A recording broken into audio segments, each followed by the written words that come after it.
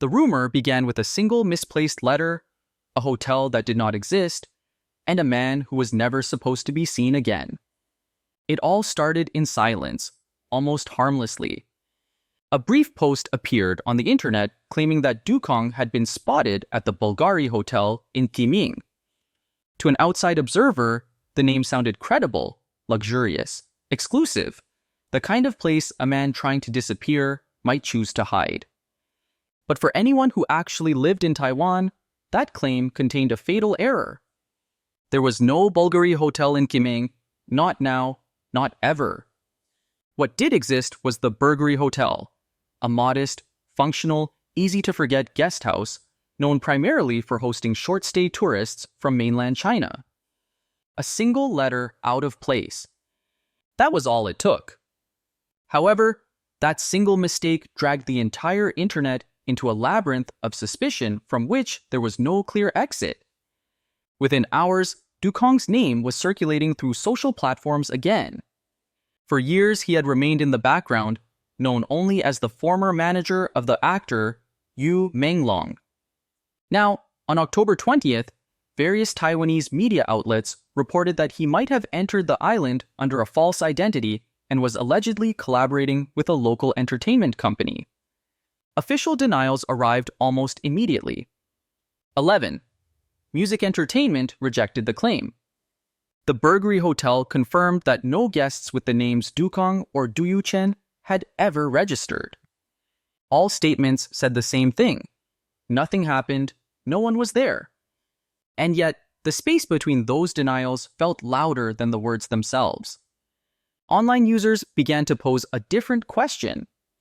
If Dukong had really arrived in Taiwan, perhaps it wasn't to hide. Perhaps it was to observe. Just a few days earlier, on October 17th, a seemingly unrelated post appeared on Facebook. Sundong, a producer who had been a mentor to Yu Menglong in the early years of his career, held a small virtual memorial. His message was brief, contained, and disturbing. He wrote that if he were truly afraid, he would not have dared to hold the memorial at all. He added that he would simply be more careful when going out because traffic accidents, in his own words, were the hardest to avoid. To many readers, the words sounded calm, too calm. The comments section exploded almost immediately. Warnings arrived, urgent pleas, a shared belief that something invisible but dangerous was approaching. The fear did not arise from nowhere. Over the last decade, Dukong had been linked to more than one tragedy. Yu Menglong had disappeared before him. Another artist under the same management, Kiao Renlan, had died under unresolved circumstances in 2016. And more recently, Xuan, a martial artist turned rising star, passed away in what authorities described as a traffic accident. 3 artists, 3 deaths, a single manager. Coincidence was the official explanation, but when coincidences repeat, patterns begin to appear. As tributes to Yu Menglong spread across international platforms, something even stranger occurred.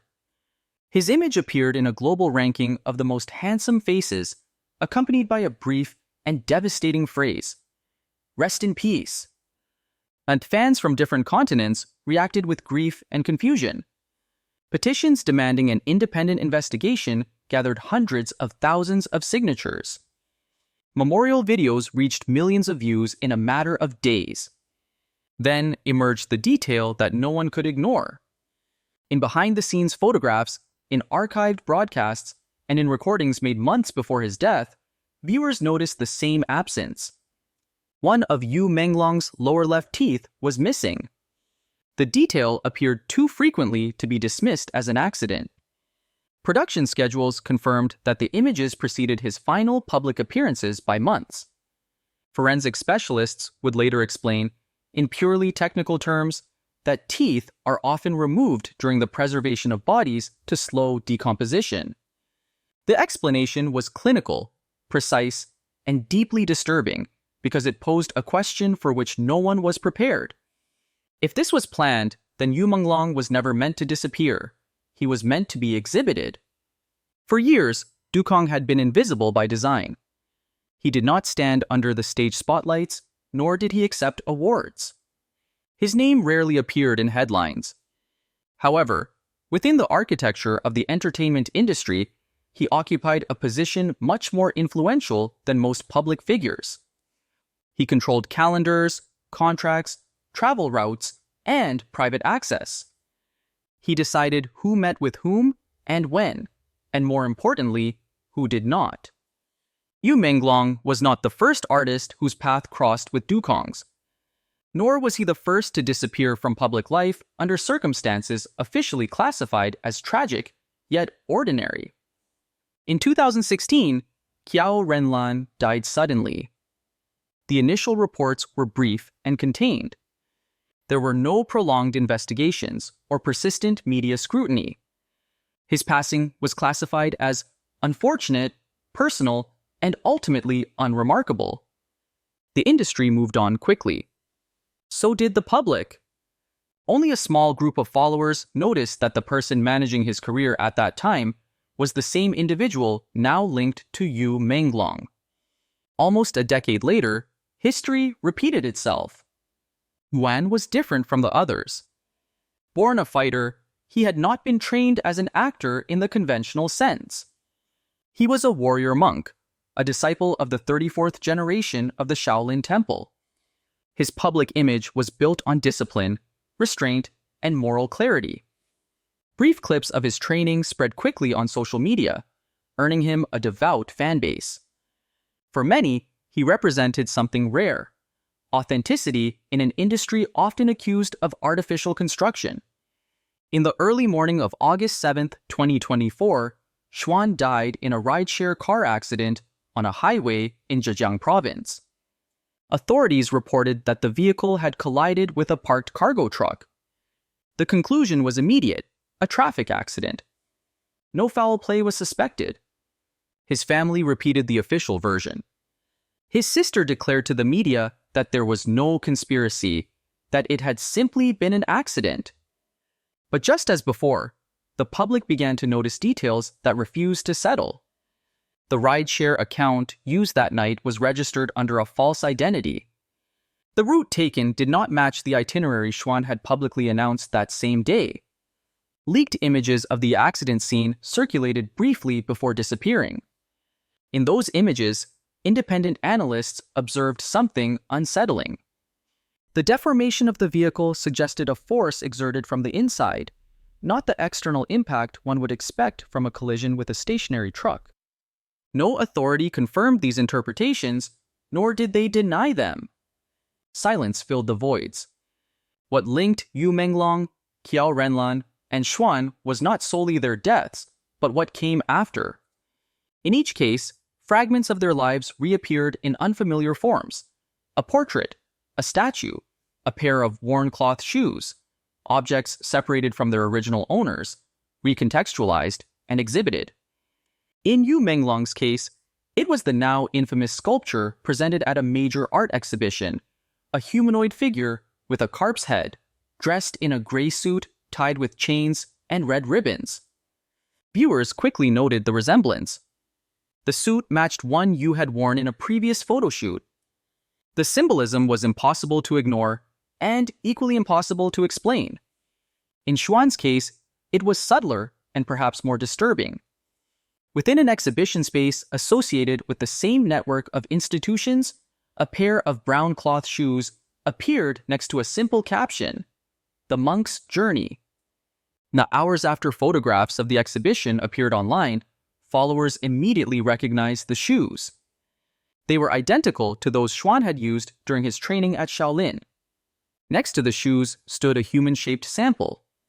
Its proportions, posture, and facial structure matched Xuan's features with unsettling precision.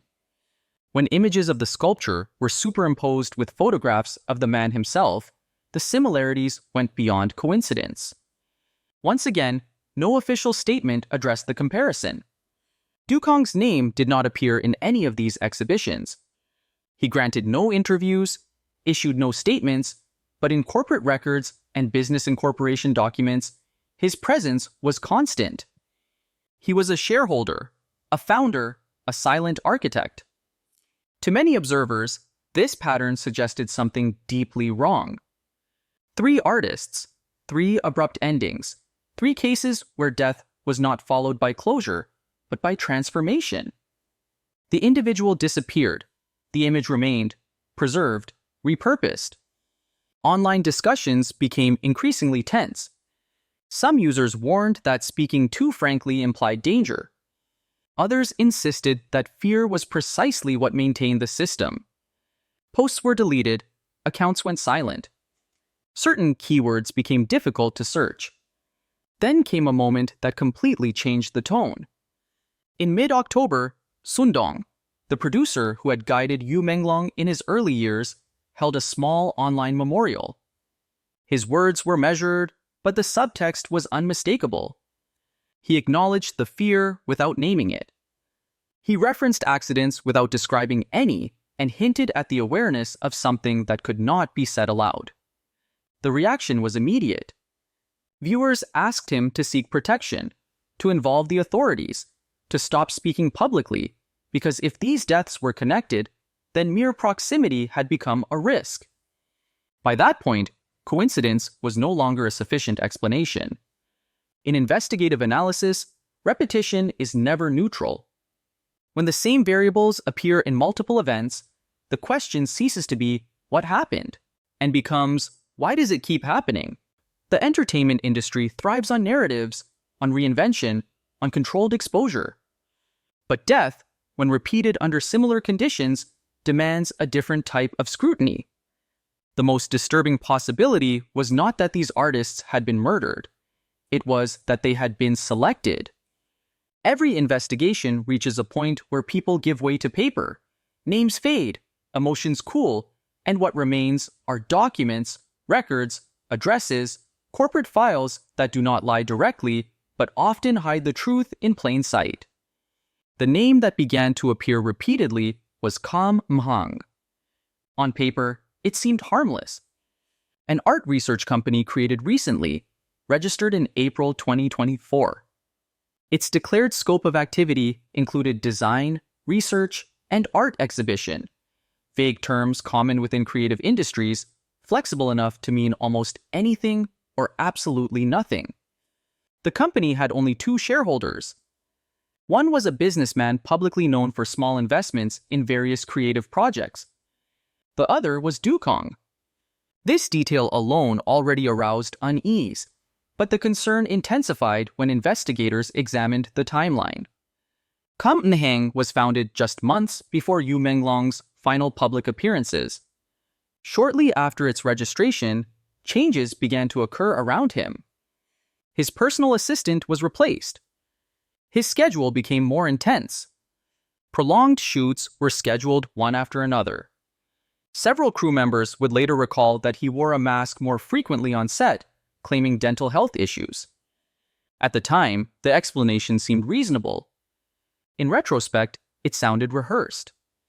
The company's registered address led to a warehouse with a history few remembered. In the past, it had belonged to a storage facility, now defunct, linked to an art logistics network.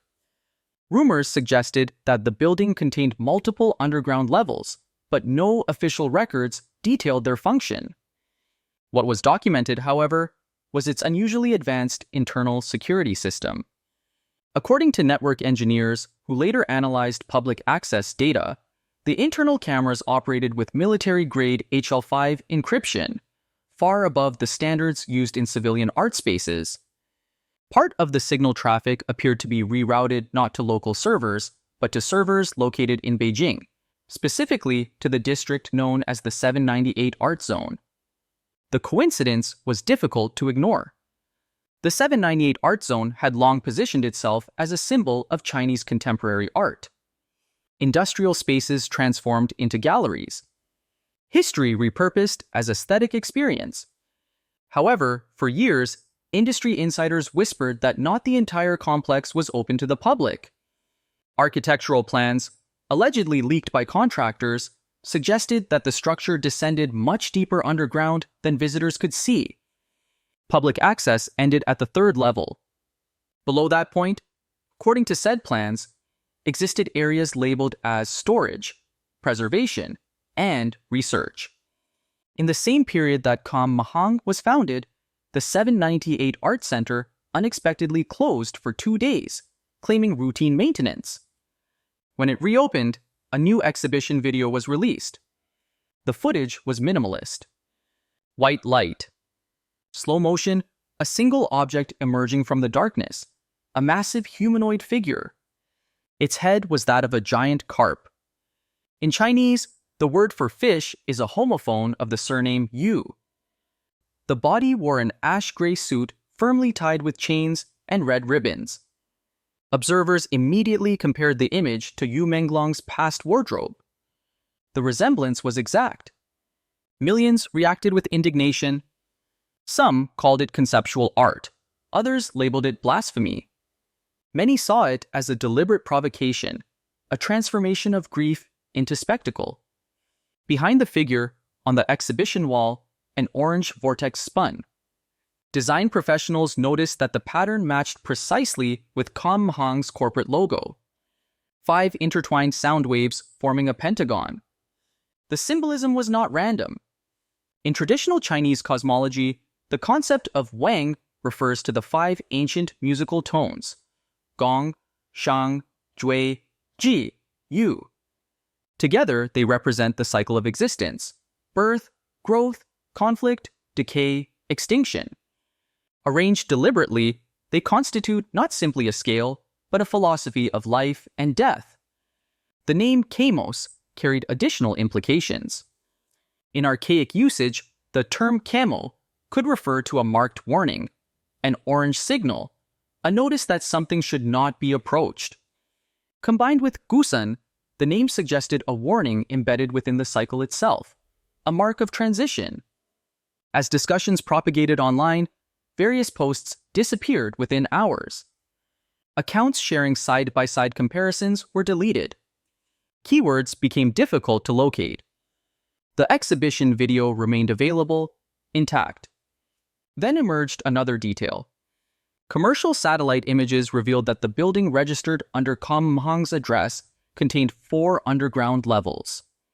At the same time, a sealed art container, labeled as preserved specimen, arrived at a major port in Taiwan, accompanied by incomplete documentation. Customs authorities subsequently confirmed that the container had been held for several days. Its contents were never revealed. 3 locations began to form a pattern: Tianjin, Beijing, Taipei. Plotted on a map, they formed an almost perfect triangle. At its center lay a body of water known for housing classified research facilities focused on MRI technologies and biological preservation. No official link was established, no confirmation was offered, but patterns do not need permission to exist. As the fragments accumulated, a theory began to take shape. Kam Mahang was an independent company. It was a shell, a legal wrapper for operations conducted elsewhere. And those operations revolved around a single concept: the conversion of human presence into preserved form. Within this framework, the artist did not disappear. The artist transitioned from person to object, from voice to symbol, from life to exhibition. If art was meant to capture the human soul, then someone had learned to treat the soul itself as material. And if that was true, then what the public had seen so far was not the end of the exhibition, it was the invitation.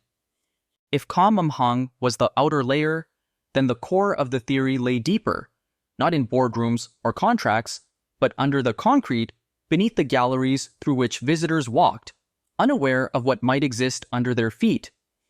According to architectural materials circulated anonymously among industry insiders, the 798 art zone descended far beyond what public maps indicated. While visitors only had access to 3 underground levels, internal schematics described up to 7. Levels 4 and beyond were marked with aseptic labels: storage, preservation, acoustic research, biomaterials. No public institution acknowledged these documents. However, several former employees admitted in private that restricted areas existed. Some workers were fired for attempting to photograph the lower floors. Security protocols intensified without explanation. The building, they said, was not just guarded, it was isolated. What truly unsettled investigators was not the secrecy, but the design. A former technician who claimed to have worked briefly on the maintenance systems described a room that resembled neither a laboratory nor a studio.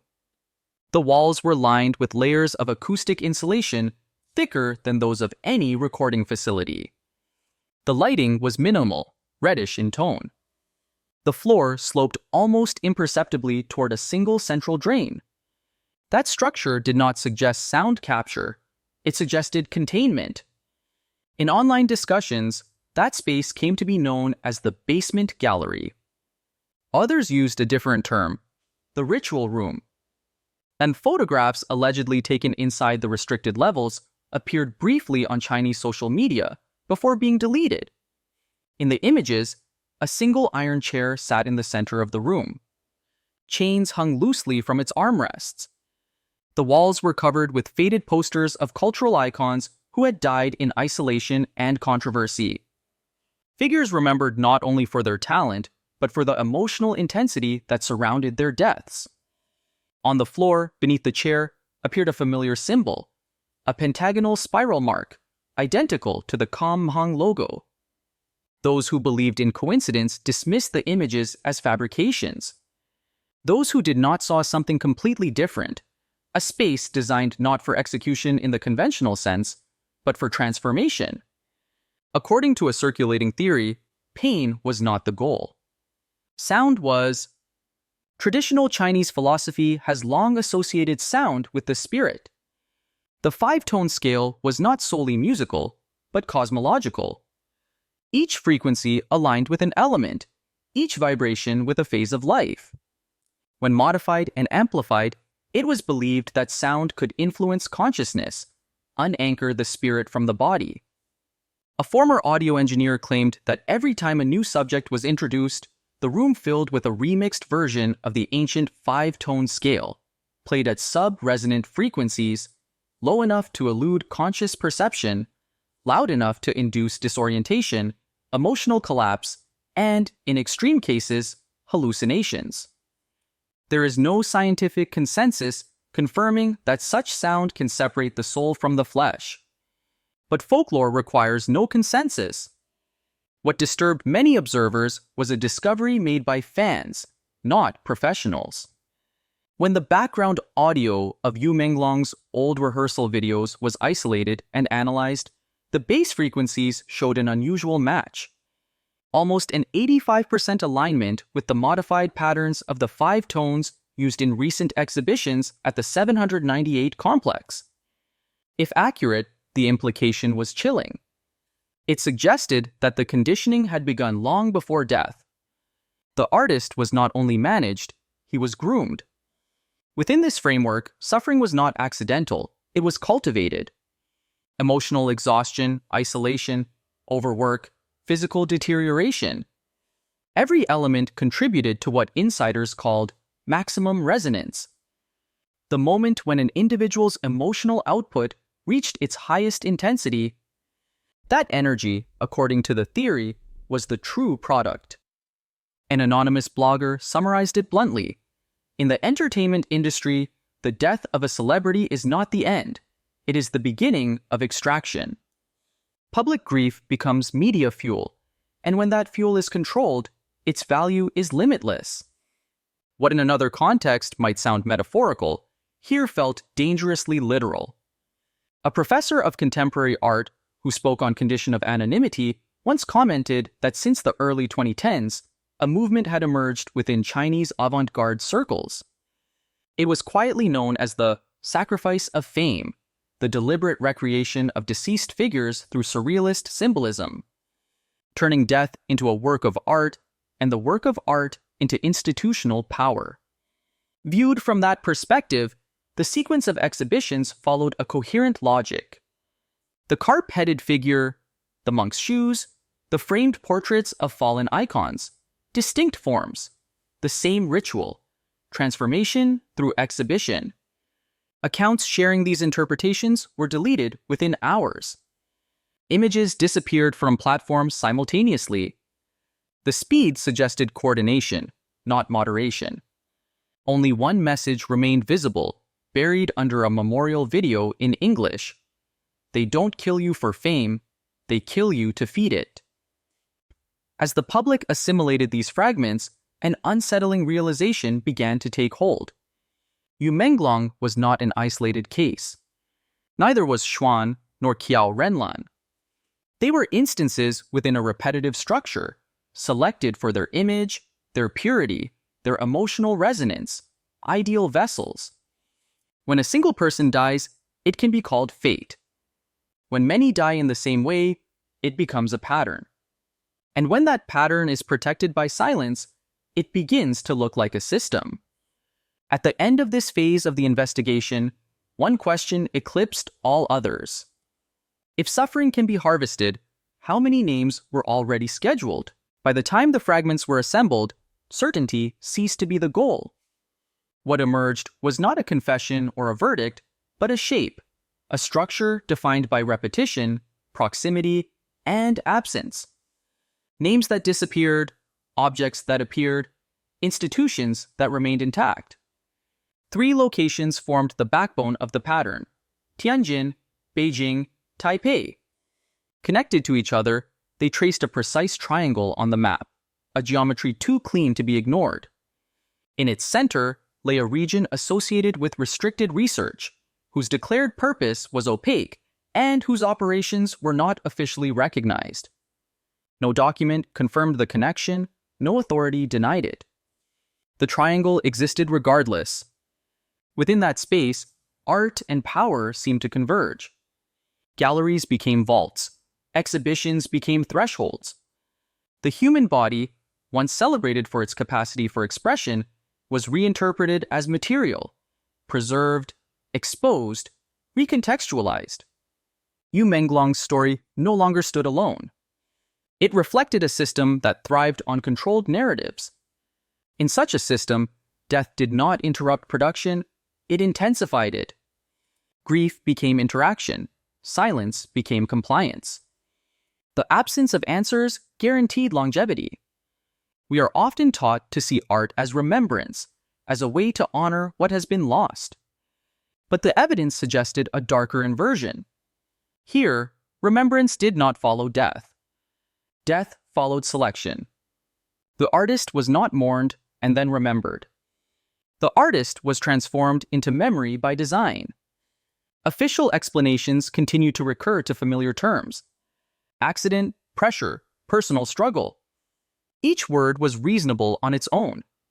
Together, they formed a script that closed cases without resolving them. When questions multiplied, content disappeared, accounts were removed, images erased, not with force, but with efficiency. And yet, something endured. Sonic artifacts, symbols, repeated shapes, a gray suit, a pair of shoes, a pentagon traced over and over again.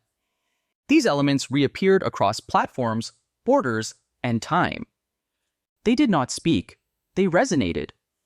If the theories were wrong, then the silence surrounding them remained inexplicable. If they were partially true, then what had been revealed so far was merely the surface. In either case, the system functioned as intended. It required no belief, only participation. In such a landscape, the most powerful mechanism was not secrecy, but normalization. When death is presented as inevitable, scrutiny fades. When repetition is dismissed as coincidence, patterns survive. When art is elevated above ethics, responsibility dissolves. Yu Menglong's story became a mirror not only of an industry, but of a wider appetite. The desire to consume beauty, tragedy, and meaning without confronting their cost. To look without witnessing, to remember without asking how the memory was built. There was no final answer, no open container, no official accountability, only a question that lingered long after the images faded. If art can imprison the human soul, then perhaps the most dangerous exhibitions are not the ones we see, but those we accept without protest. And sometimes, silence is more terrifying than death.